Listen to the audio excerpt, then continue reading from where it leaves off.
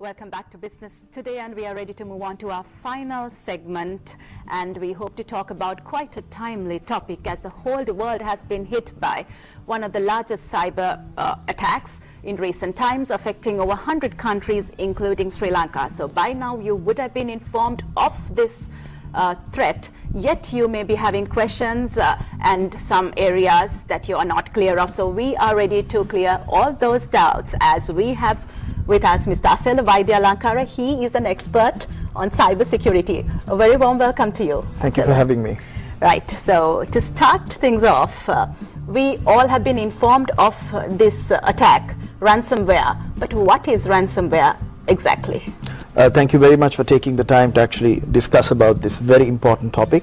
Well, when we discuss about ransomware, ransomware is a type of malware. Okay.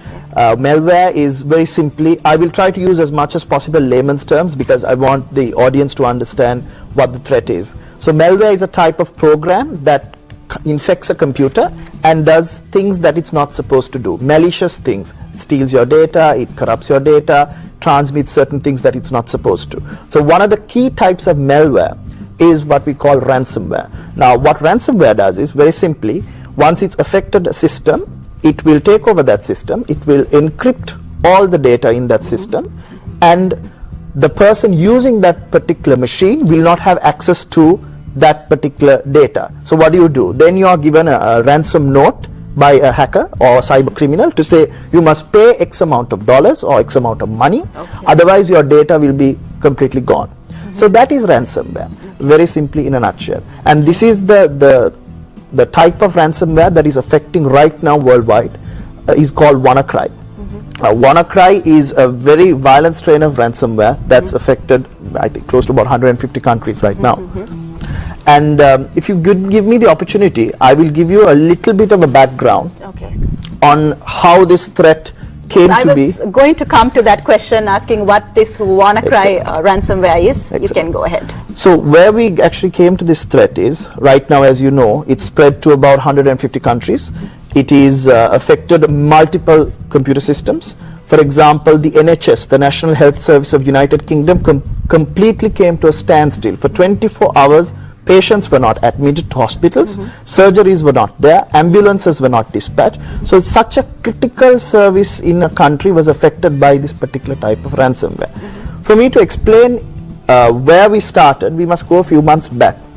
About the February of this year, WikiLeaks gave details of the National Security Agency, the NSA of the United States, was using certain types of cyber security tools to hack into countries. This is what the intelligence agencies of Western powers do.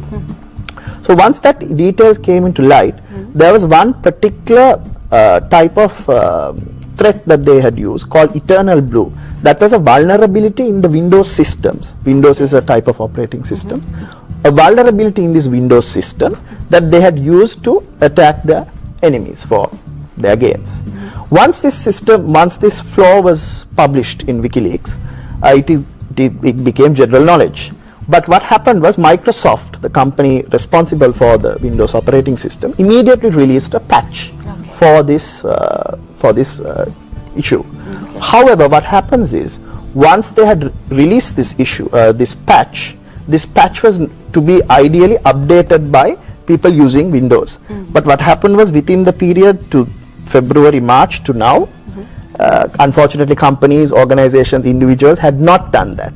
And this gap has given rise to this ransomware taking advantage of that particular vulnerability and spreading across the world actually right now, because it stands at about 150 countries right now. And actually this evening, SLCERT, the body responsible for cybersecurity in Sri Lanka, had released a statement saying that in fact Sri Lanka also is affected now. Really?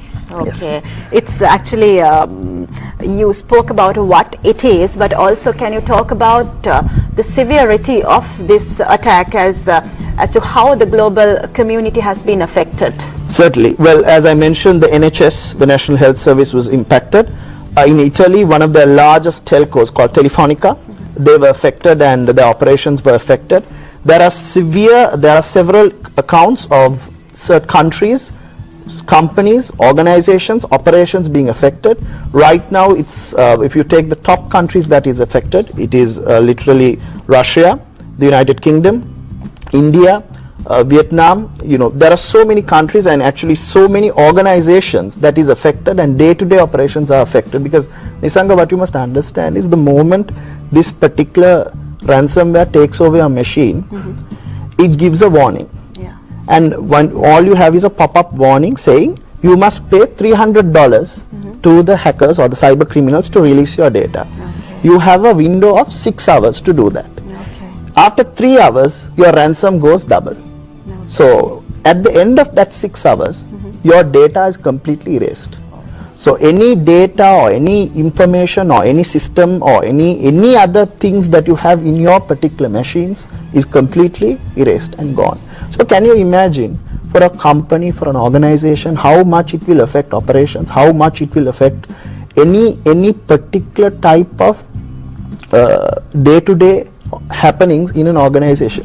Best example was, like I mentioned, the NHS, where for one day, can you imagine a country like the United Kingdom, entire health service has grounded to a halt. Patients were turned away. Surgeries, unless it was emergency surgeries, those all were stopped and rescheduled, because they had to first look at the situation and try to address it. So that is the impact globally that we are suffering right now. But thanks to actually most of this world cybersecurity experts, they have managed to slow this down. And actually on Monday we were expecting a rise in the amount of infected computers, but fortunately it did not do that. So we have managed to actually, this particular type of WannaCry ransomware, the security researchers have managed to stop it. And I must also mention the great work done by the Sri Lanka CERT. They have also tirelessly updated the companies and the individuals about what is happening, and special mention must be made about them, about the work that they are doing.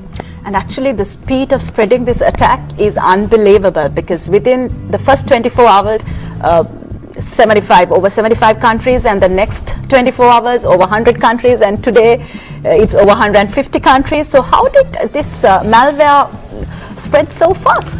Very good question. So I mentioned that there's a particular type of vulnerability that this ransomware attacks.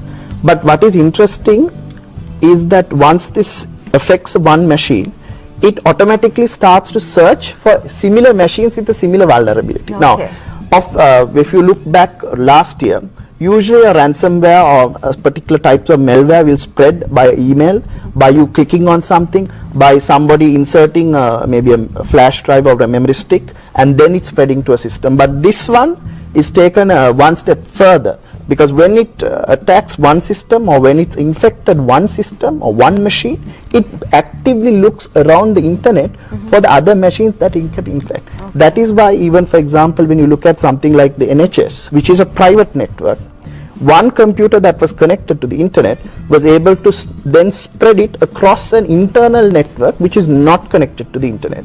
And that is how fast this spreads, because this has the ability, once it infects a machine, to look for other machines that can it infect, which is why it has spread on the rate and the intensity that it has spread right now. Okay, so how many incidents have been reported in Sri Lanka?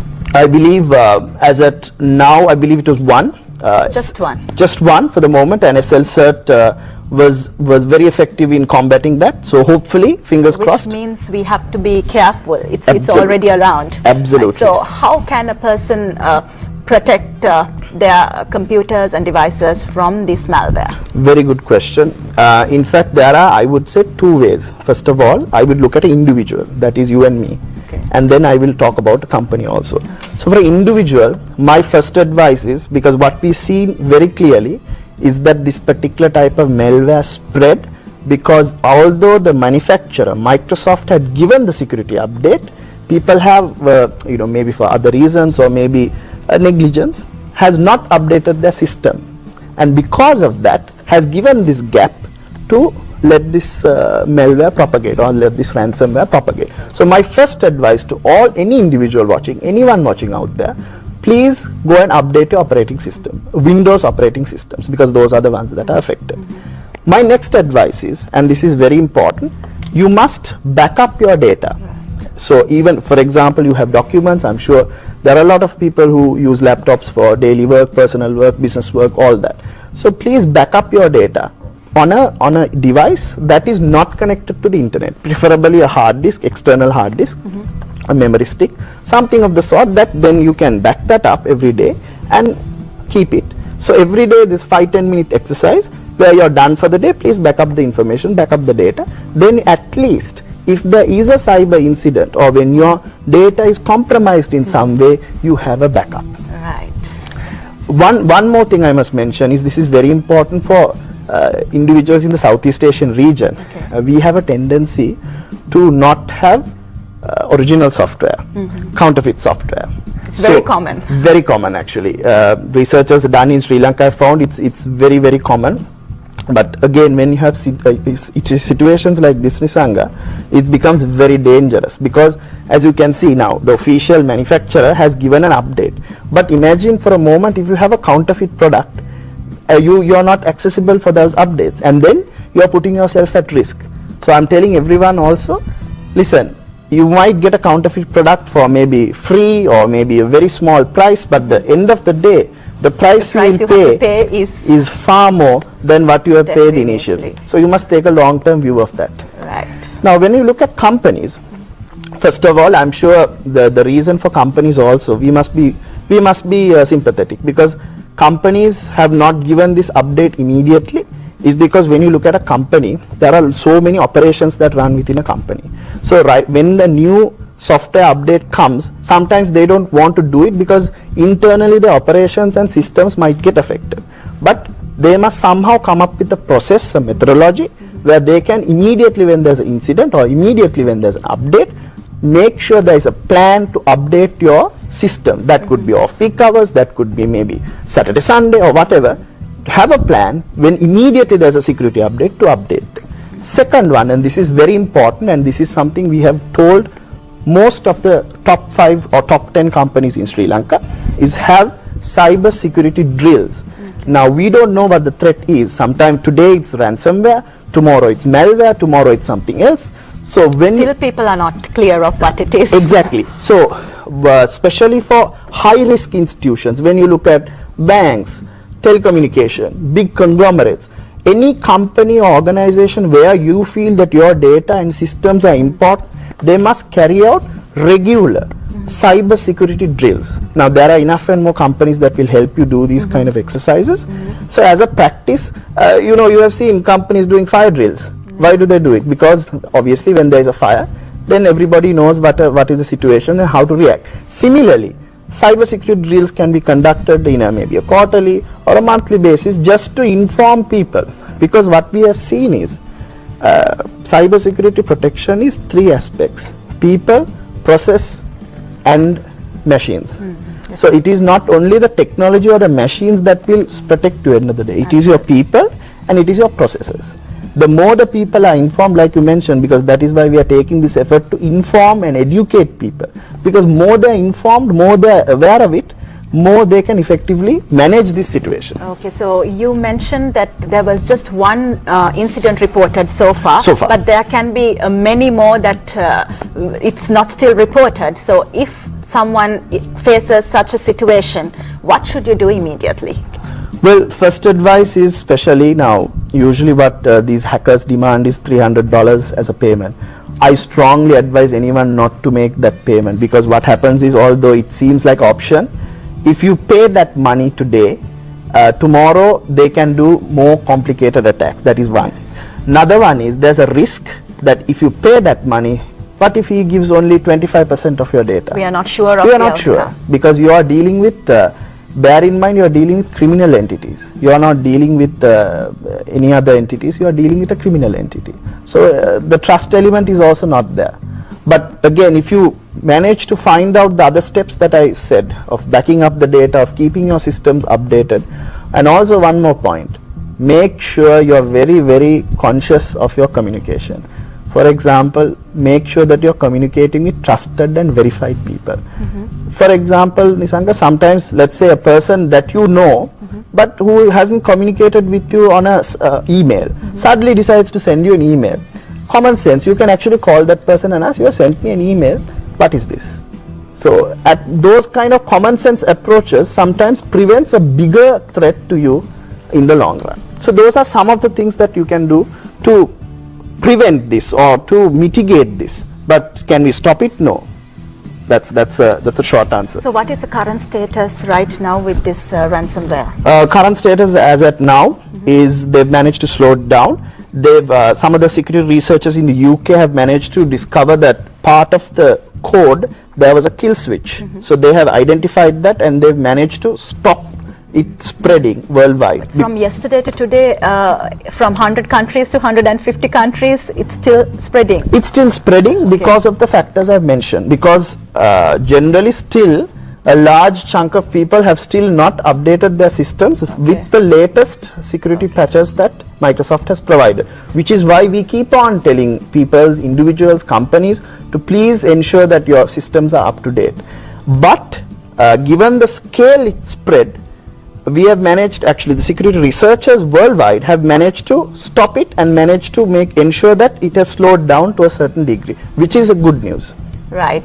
It was a very useful conversation we had with you. It was a very informative discussion we had with you. Thank you very much, Asela, for your thoughts. My pleasure. Thank you, everyone. With that, we got to wind up for today.